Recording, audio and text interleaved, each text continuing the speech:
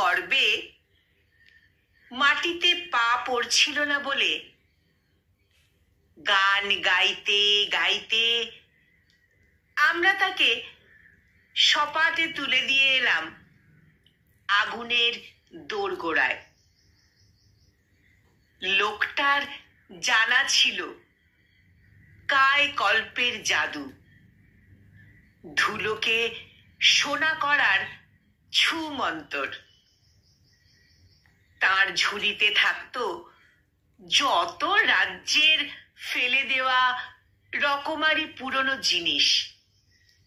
যখন হাত ঢুকিয়ে বার করত, কি আশ্চর্য, একেবারে ঝকঝকে নতুন। লোকটা ছিল নিদারুণ রসিক। পাড় ভাঙা নদীর মতন রাস্তায় বর বেশে যখন তাকে নিয়ে যাওয়া হচ্ছিল ফুল সজ্জার গাড়িতে, তখনও ঠোঁটের কোণে লাগিয়ে রেখেছিল জীবনের সুখ টান।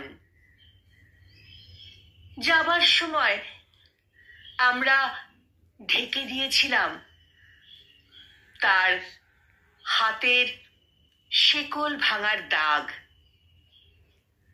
সারা গায়ের হাজারটা কালশিটে। মালায় টান পড়ায় ঢাকা যায়নি শুধু কদিন আগে মার খাওয়ার একটা দগদগে চিহ্ন। সেটা ঢাকবার জন্য মালা একটা এসেছিল বটে, কিন্তু আগুনের আবার ফুল সয় না বলে সব মালাই তখন খুলে ফেলা হয়েছিল।